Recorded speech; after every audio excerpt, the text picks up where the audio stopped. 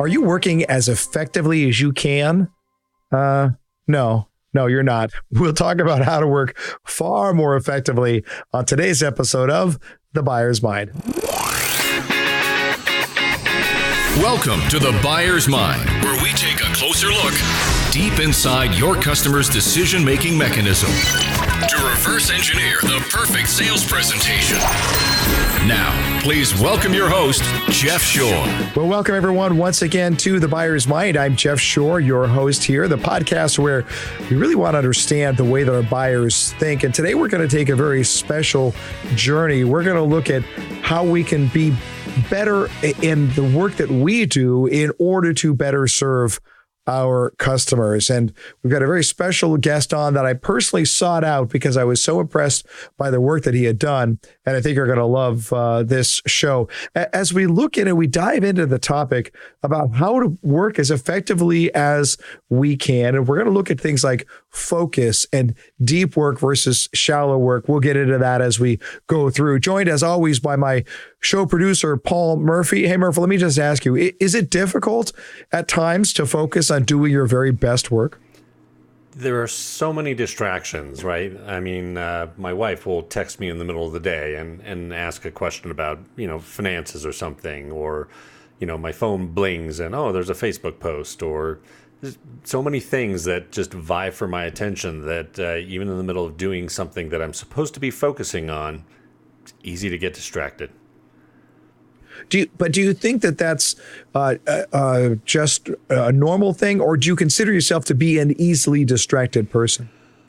I can be ADD all on my own. No one has to help me, but I think to a certain extent, I can get into a zone where when I'm working, I am completely focused and feel like I'm there, and then it just takes a little pebble like a text just to kick me out of the zone, and that's no good.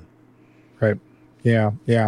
This week I was speaking at our conference, at our Sales Leadership Roundtable meeting in Southern California. We were at the Balboa Bay Resort, and right outside the Balboa Resort, or adjacent to the resort, is the Balboa Bay Yacht Club. And this is where the yachts hang out that all the other yachts are impressed by. Right. So I'm sitting there during this session and I'm looking out. It catches my eyes. I look out. There's a yacht out in the harbor. It's docked right there next to the meeting room. I mean, I could have thrown a rock and hit it. Would have paid heavily for that, but I could have. But there's a yacht called the Serengeti. Most people are not familiar with the Serengeti, but if you look it up, you will see that the yacht was once owned by Johnny Carson. So I'm in the meeting and I'm talking to people, and then somebody shares an opinion, or they're talking about something, and I don't know what, maybe just cause a quick glance. Somebody walked by, whatever it was. But I looked out the window and I said, oh, there's the Serengeti that was owned by Johnny Carson. I used to stay up late a lot watching Johnny Carson, and I remember when Ed McMahon was not there, Doc Severinsen would fill in as the host, and Tommy Newsom would lead the band. And completely meaningless train of thought that got me absolutely nowhere.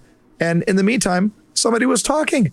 So yeah, I would say, I don't know if I'm abnormal or not, but distraction is just a huge issue, and it just doesn't take that much.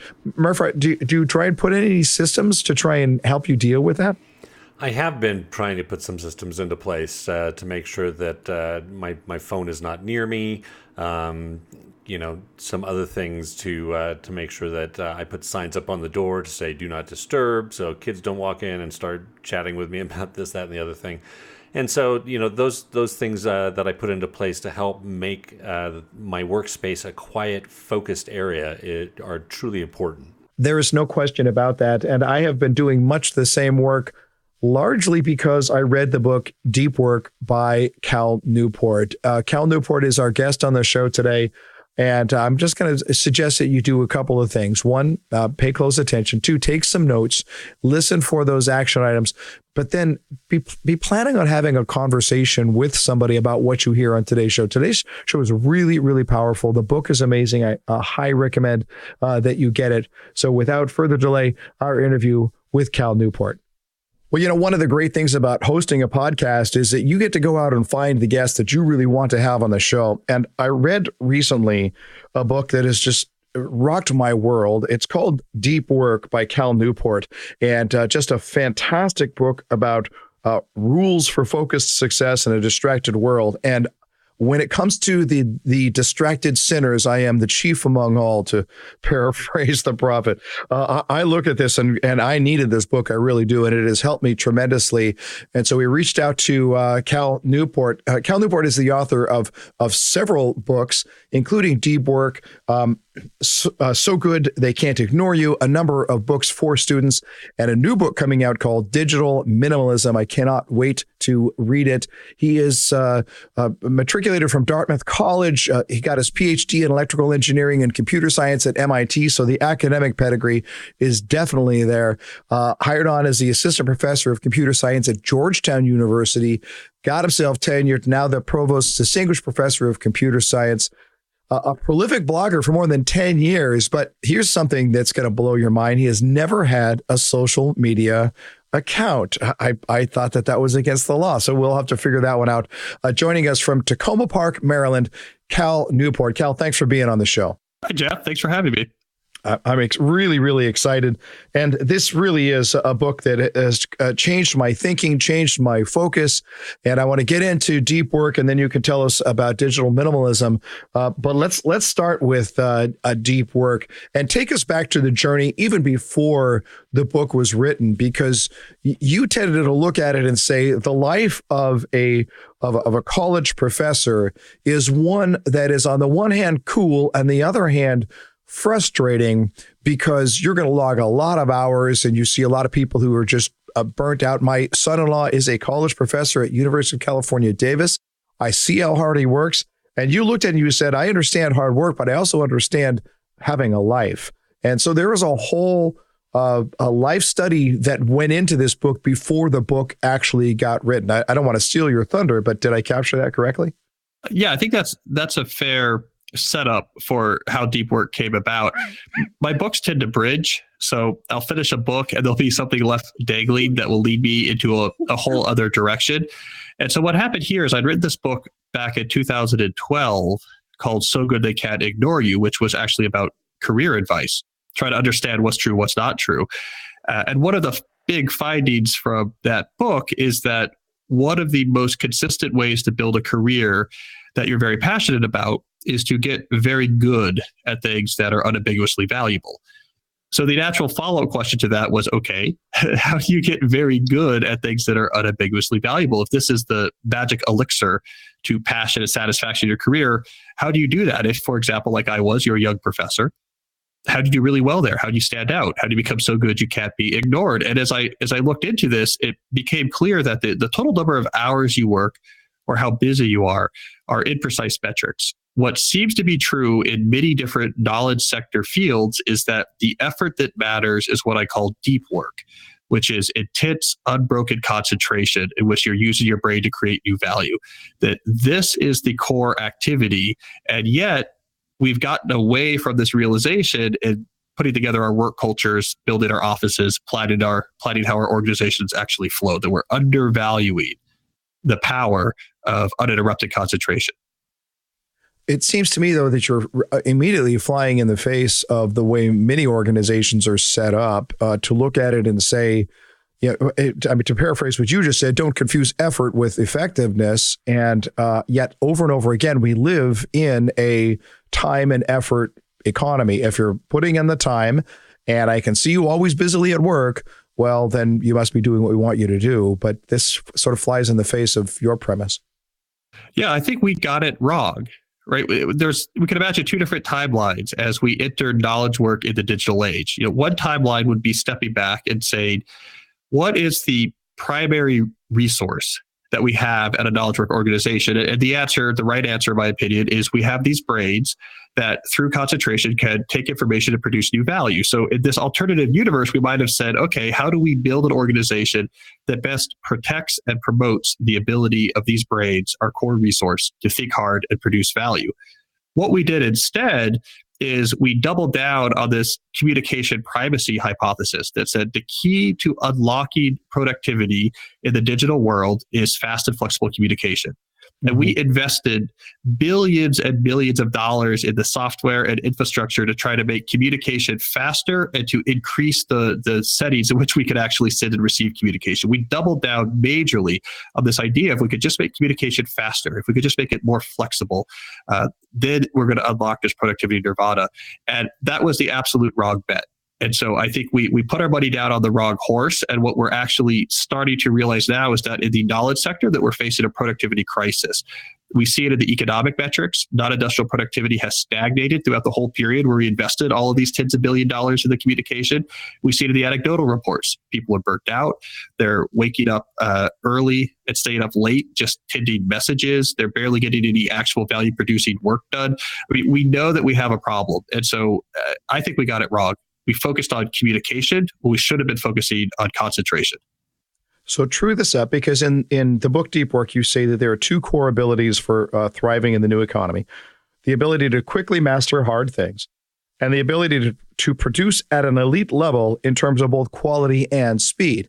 So now you're just saying right here that this idea of let's speed up all of our communication in an effort to be more productive is not working. And yet you are saying that the ability to produce at an elite level in terms of both quality and speed is core to our ability to thrive. So what you're saying is we have in fact increased speed, but speed in the wrong things.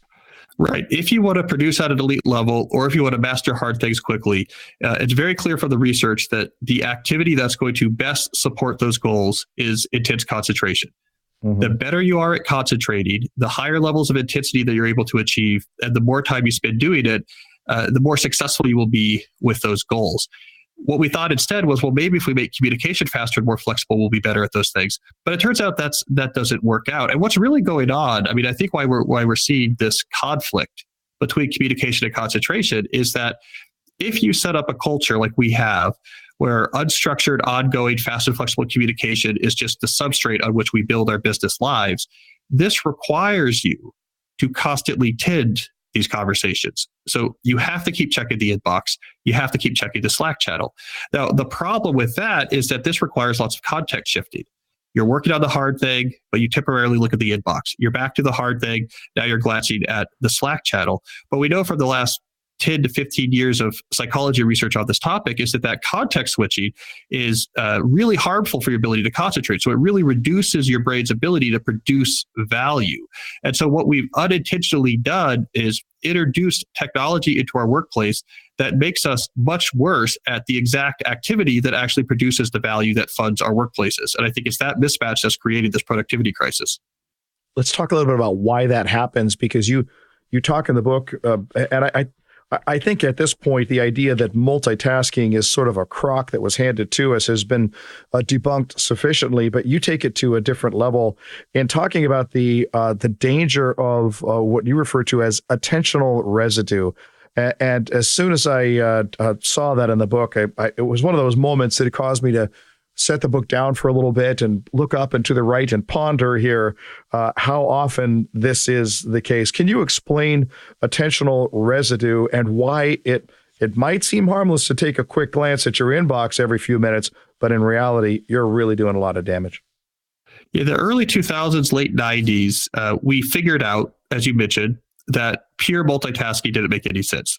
Right. So this idea that you could have a Microsoft Word window and an email inbox open while you're on the phone, you weren't really doing all three of these things. You're trying to switch back and forth between them, and you're doing them all pretty poorly. And so we got that message. Multitasking is bad. Single tasking is good. Mm-hmm. And so we thought that we were shifting to single tasking because we only had one thing open. We were only doing one thing at a time.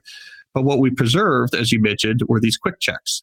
Mm-hmm. Where I'm mainly writing this hard marketing memo, but every 10 or 15 minutes, I need to quickly bounce over to the Gmail tab just to make sure there's not some important piece of communication, or I have to glance quickly at my phone. And so we thought we were single tasking because we weren't actually doing multiple things concurrently. We were just quickly checking things every once in a while. But research coming out of the psychology fields in particular started to show that those quick context switches were having a really negative impact. It was similar to what you might have from actual multitasking. So attention residue was a term that was coined by Sophie Leroy, who's a professor in organizational management who has a background training in psychology. And what she discovered in her experiments is that if you're focused on a hard task, let's call that task A, and then you temporarily switch your attention to some other task like your email inbox, we'll call that task B. When you come back to task A, that switch is going to leave a residue in your brain that reduces your cognitive performance. And in fact, it can take a while for that residue to clear. So for a while, you're operating at reduced cognitive capacity. So what happens is when you check your inbox every 10 or 15 minutes, the fact that you're checking it really quickly doesn't really matter. It's the context switches that hurt you. And if you're doing it every 10 or 15 minutes, you never give yourself a chance to actually leave that state of attention residue. And so most knowledge workers who think they're doing the right thing are unintentionally putting themselves into a self-imposed state of cognitive impediment. It's like they're taking a reverse neurotropic drug that makes them worse at the actual activity for which they're being paid. And yet, culturally, that's just what we have come to expect, right? We're at that point where we look at it and we say, well, if I got an email, I have to answer it right away. And I think somebody once put it this way to me: we teach people the way to treat us. And I wonder if this just isn't self-perpetuating after a while. Very, very dangerous. So what does it mean then to work deeply? If you just looked at it and said, because you have a series of rules in the book, and your first rule is to work deeply. How would you define that in a neat little package? So to do deep work means that you are spending a long, unbroken amount of time with no distractions, just focusing on one cognitively demanding thing. And so for a session to count as deep, it has to last for a while, and there could be zero distractions. So no quick checks, no context shifting. You clear out the attention residue so that your brain can operate at 100% capacity, and you keep it focused on one cognitively demanding task. And so when I say my first rule is to work deeply, the details of that is to actually try to set up your workflow and your work day so that you regularly have deep work sessions that are scheduled and protected and surrounded by rituals that make you more likely to succeed with them.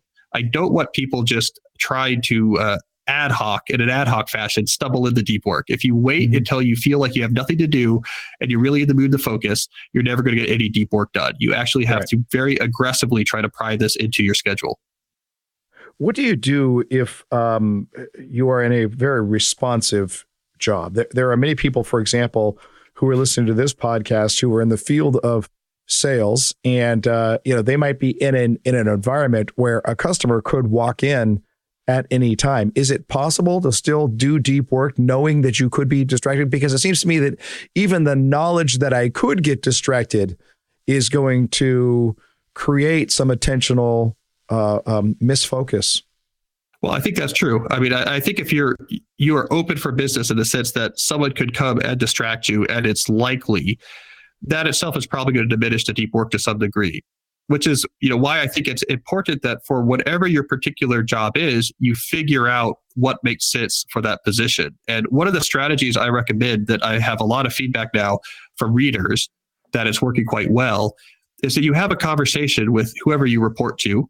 And if you're self-employed, you could have this conversation with yourself, where you try to answer the question of what is the ideal the shallow work ratio for my position and the way I bring value to this organization. In a typical week, what fraction of my hours should be deep work versus non-deep work?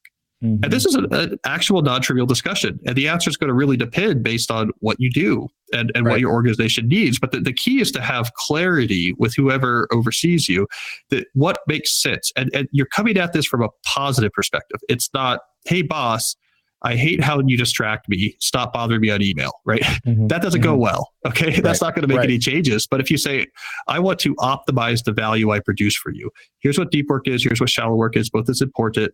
What's the ratio that's going to get the maximum return for you on your investment in me? Once everyone's bought in on a particular number, that really makes it much easier to try to engineer addendums, habits, or rituals into your company's workflow that allows you to actually hit those numbers in a way that everyone has buy-in into. And so that's what I often recommend is get a number.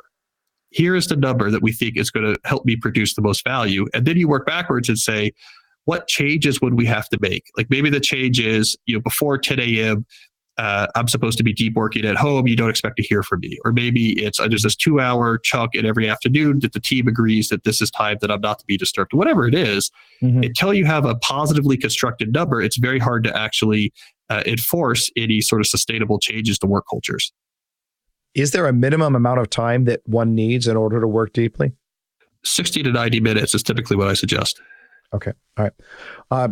You have another interesting rule in the book, and I'm guessing that when you share this rule in front of an audience, you get that sort of quizzical, puppy dog look, because the rule is embrace boredom.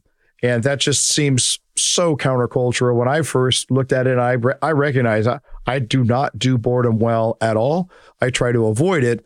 And yet what I find here is that if I'm standing in line at an airport waiting to board a plane, which place where you'll frequently find me, there's always something that has my attention, and it's usually my smartphone. You take a big whack at smartphones. In fact, you wrote a blog post recently entitled that, Are we beyond the age of smartphones? Talk a little bit about embracing boredom and the benefits of embracing boredom.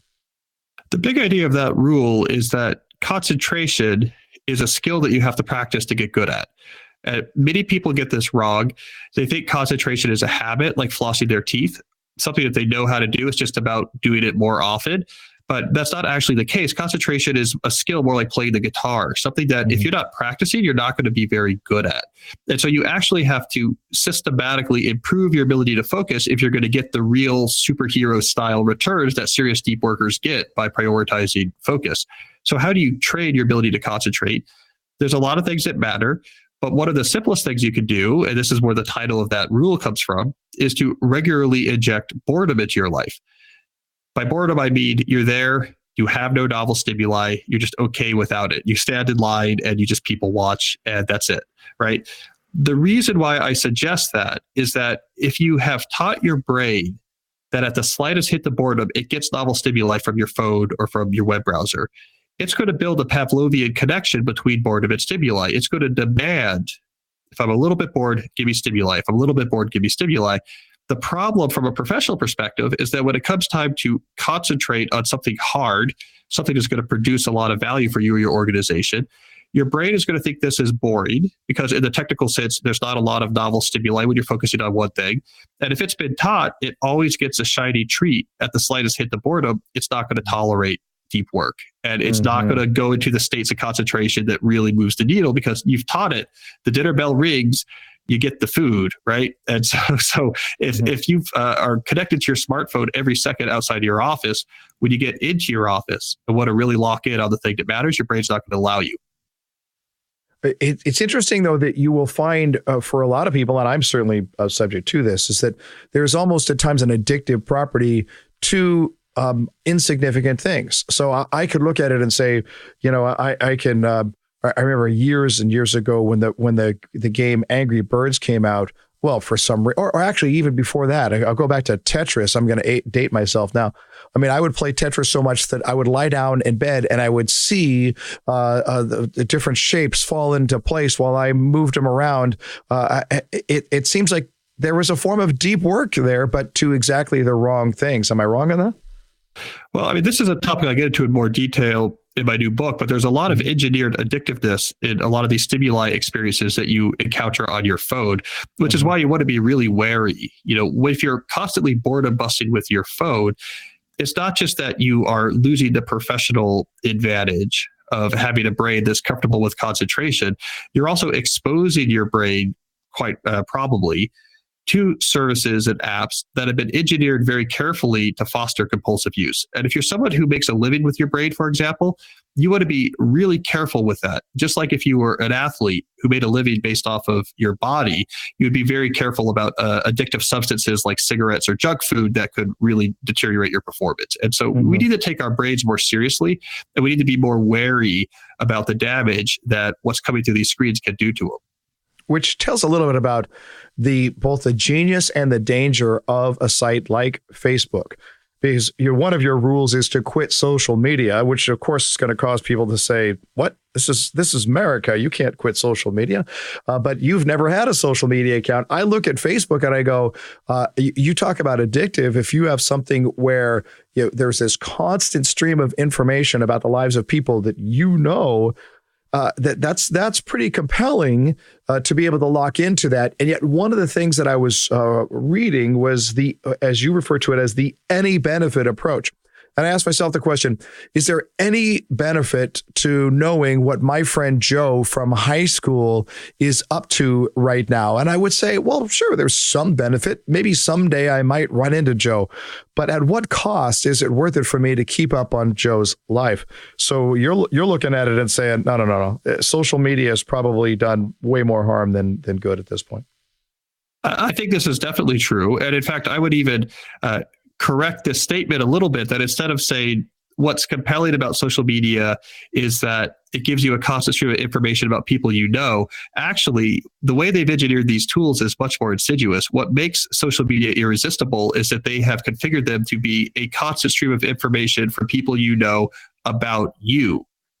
That's what they really honed in on around the time that they moved to mobile to get people to start compulsively using these apps way more than they were before, is that they turned them into these streams of social approval indicators, likes and hearts and retweets and photo auto tags that arrive in this app with intermittent reinforcement, which makes it almost impossible not to check. And they know exactly what they're doing. I mean, they studied the psychology literature.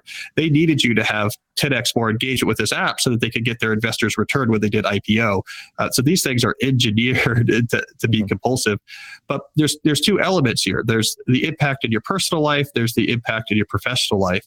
The personal life I get into more in digital minimalism. In deep work, I come at it from the professional perspective. And Quit Social Media is a title for a broader concept, which is, if you make a living using your brain, you're a skilled practitioner. Like any other skilled practitioner through history, you should be very selective about your tools.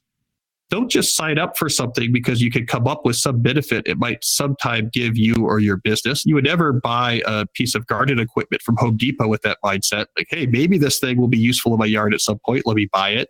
If you were a farmer, you would never invest in some complex piece of machinery without really knowing why this was really worth the investment. And so all I'm saying is when it comes to digital network tools in the professional sphere, you need to have the same selectivity. It's very naive, and we would never do this in any other skilled profession, to just say, hey, if there's some benefit, why not? Because there's huge cost to these things. So you have to do a very careful cost-benefit analysis and only invest your time in things that are going to give you huge wins on goals that are very, very important to you. We could go on, but we're getting close to being out of time. I want to talk about digital minimalism. And here's the question. What question was left dangling at the end of deep work that led to digital minimalism? So deep work can be seen as a book about unintentional consequences of new technology in the workplace and what we should do about that. So after that book, one of the more common pieces of feedback I got was from people who were saying, okay, maybe I buy this premise about what these tools are doing in the workplace, but what about in our personal life? What's happening with these digital tools in our personal life?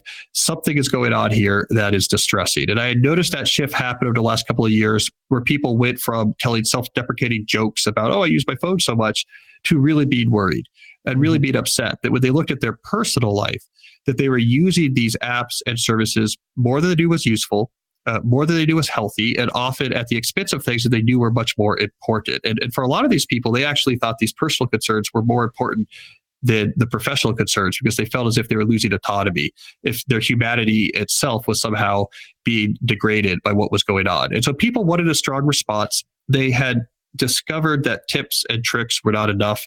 Telling people to turn off notifications was not going to solve the problem. People wanted a strong response to, how do I approach technology in my personal life so it's no longer using me, but I'm using it. And that's where the digital minimalism philosophy came from. It's a philosophy of technology use that basically says, start from scratch in your personal life. Throw out all these things that you randomly signed up for and downloaded over the last 10 years, and very intentionally and very selectively only add back in digital tools that give you huge wins on things you care about, and be happy missing out on everything else. It's a movement. There's thousands of people out there doing it, and they all seem a lot more happy than the status quo of this constant ad hoc distraction that no one even really remembers signing up for in the first place. Yeah. I absolutely love it. Listen, I want to encourage our listeners, go to calnewport.com. First of all, Cal Newport's blog is absolutely amazing. If you've not yet read Deep Work, I promise you, it's a very approachable book. It's a book that will rock your world and really get you thinking about the habits that you have formed over time and about how to develop that skill called concentration. But I personally am very excited to read Digital Minimalism. It'll be out soon. But if you go to calnewport.com to his blog page, there's an article called Why You Should Pre-Order. And if you look at that article, you're going to see a number of bonuses that Cal Newport is offering if you pre-order the book. So my guess is if you're listening to this podcast right now, your mind has been rocked here a little bit because we've got some work to do. This didn't happen overnight. It's not going to change overnight. It took some effort to get here. It's going to take some effort to get out of it. But I'm very, very encouraged. I want to encourage you to do the same thing. And I just have to say, Cal, a deep and sincere thank you for the work that you are doing. It is much needed by people like me who are just so easily addicted to distraction, much to my chagrin and to the detriment of not just my productivity, but ultimately my happiness if I don't correct it. Studying through Deep Work has changed work habits in very significant ways, and I look forward to that journey together. I can't thank you enough. Well, I really appreciate the chance coming on and getting to talk to you and your audience. Well, I'll tell you, Murph, just such a great conversation as I knew it would be. And it continues the journey that I have been on because that concentration piece can be so daunting, can't it? It can. Like we said before at the beginning of the program, you've got to put those things in place to help you be able to concentrate on the work that you want to get focused on. I have changed my habits as a result of what I read in Deep Work. And in fact, I have a piece of paper that's taped to the top of my desk with some Deep Work habits. It's a block out every day the night before. 50% of my time spent on deep work. No shallow work during deep work time. Email, Slack, Facebook. No internet as entertainment. 2 serious stretching sessions per day so that I can clear my mind a little bit. So just a number of things here that are all as a result of reading Deep Work. And I want to encourage people who are listening here. As I said, I don't get any royalty if you buy the book, but the book was just so powerful for me. I want to encourage you to do the same thing. But there was one thing that we talked about with Cal Newport early on that I want to have you just carry forward as an extension of this conversation. Cal Newport said that effort and time are inefficient metrics of productivity. Effort and time are inefficient metrics of productivity. Now, to me, here's how I translate that. Don't confuse effort with results. Don't confuse effort with results. Just because you are spending time on something and you're working hard on something does not mean that you're being productive as you can be. If you're a sales professional, you need heads down time where you're doing what matters most. And here I want to talk very specifically on your phone calls, on your prospecting calls, and on your follow-up calls.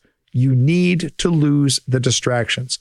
If there's an opportunity for you to practice deep work as a sales professional, this is where it is. It's in looking at your follow-up calls, your prospecting calls, so that you can look at, you can say, well, when I have time today, I'll make a call here, I'll make a call there. I think that's the wrong way to look at it, frankly. I think you want to look at it by saying, this is my dedicated deep work time. I'm going to get into the zone. I'm going to turn off emails and text messaging. I'm going to clear my desk. I'm going to close my door. I'm going to make sure that I'm so focused in that I see that target as I'm making my calls, that I am so 100% focused that there's nothing else going on around me. I really did rework my work after I read the book. I have those lists of work habits taped to the top of my desk. I'm doing a better job of deep work. I want to challenge you to do the same thing. If you want to get to the end of the day feeling strong, feeling refreshed, feeling encouraged, the way to do that is to dive deep into the things that matter most. Because once you change your world, you can go out there and change the world of other people as well.